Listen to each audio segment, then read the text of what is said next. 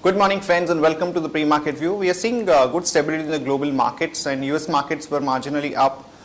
Even European markets were also up about 0.25 to about 0.4%, and in fact, most of the European markets are trading at about 20 months highest level, which is quite comforting and sentimentally positive.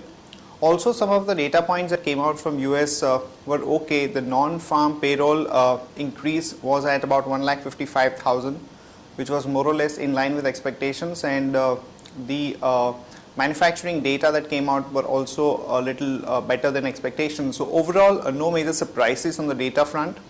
But when we look at the Asian markets today, some of them are weak, and particularly the metal stocks are taking some kind of a beating. And other important thing to watch out for is the yen has actually come down to almost about 87.5 against the dollar, which is almost about 10% kind of a cut, which is helping to some extent the liquidity flows into the global markets. Also, some of the export-oriented units in Japan are benefiting from this yen weakness.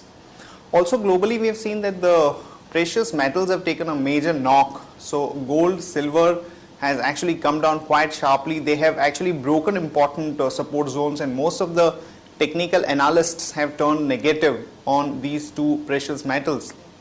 At the same time, we have seen the flow improving for the equities and some of the base metals like copper, aluminum, lead, and to some extent even crude.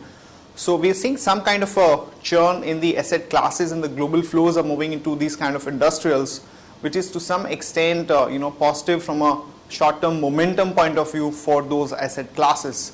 Back home, friends, our markets continue to show a lot of strength, and if the government goes ahead and takes some of the important decisions on the diesel price hike front and the oil and gas sector reforms as is being talked about, then it could definitely help the sentiment and could sustain the flows even from here on.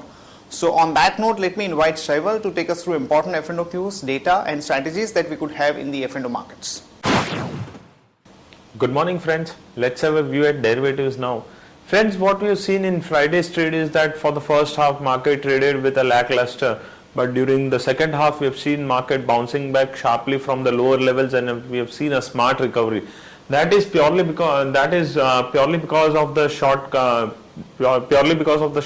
that has taken place in the market.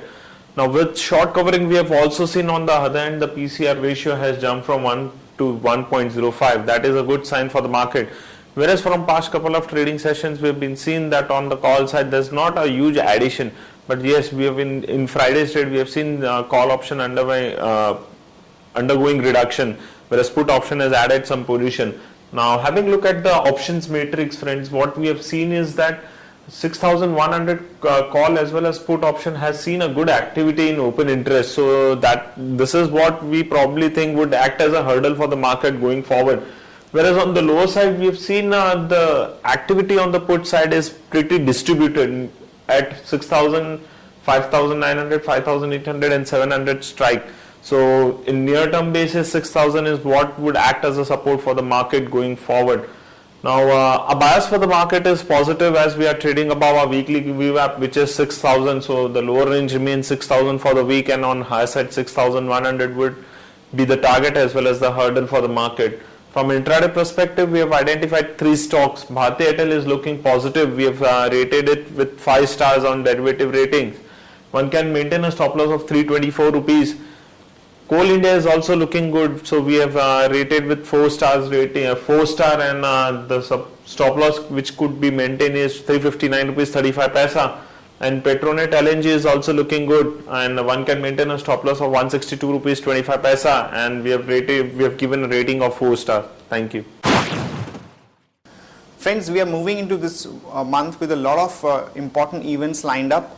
First of all, we are going to have result season kick starting with Infosys numbers on Friday, where over the last 2 quarters, the company has actually disappointed on its guidance front, and this time around the expectations are low. So the stock is showing some kind of a strength, but it remains to be seen what kind of guidance are we really looking at from Infosys for the next year.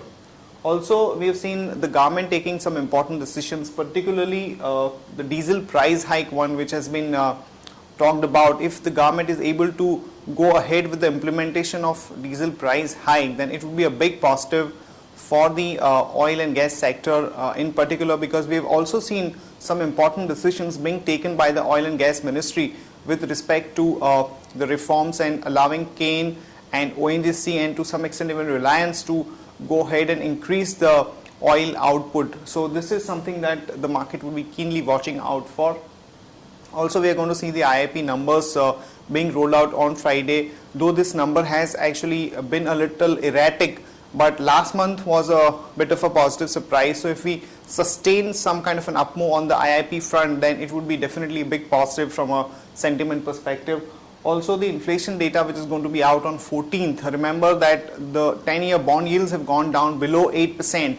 So if we have a inflation number which is in line or slightly below expectations, then it could actually pave the way for the first rate cut starting from 29th of January. So in terms of events, it's going to be an important month. Also friends, we have the RBI coming out with the guidelines for the new banking licenses over the next 4 to 6 months times, and some of the groups or companies which are interested in setting up the banks are Reliance Group. Religare also has indicated their interest in setting up the bank. Also L&T Finance is looking at converting itself into a bank. IDFC, Mahindra Finance, and even some of the smaller companies like IFCI have shown interest in setting up the bank. So this is something that is going to buzz over the next few days, and you could expect a lot of action in these stocks.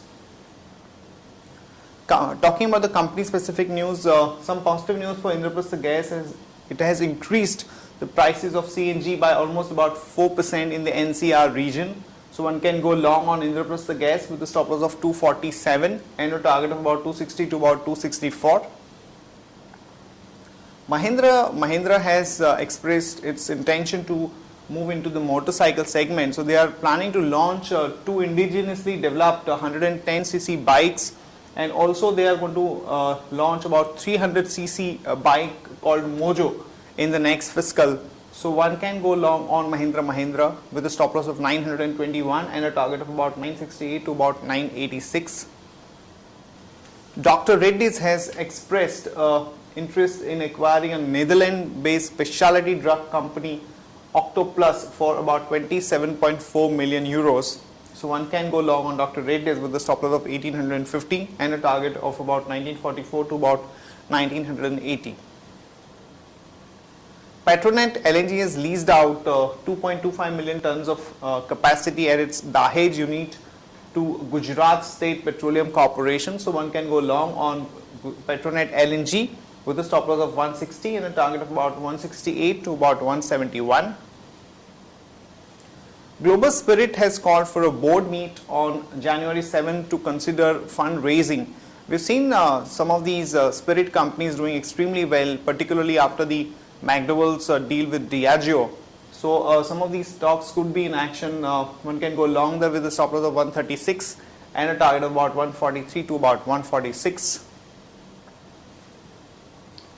NALCO has commissioned its first wind power project in Andhra Pradesh with a total amount of about 275 crore and will have a capacity of 50 megawatts. So one can go long on NALCO with a stop loss of 49.25 and a target of about 51.75 to about 52.25. That's it from all of us friends. Have a nice trading session and see you tomorrow at the same time.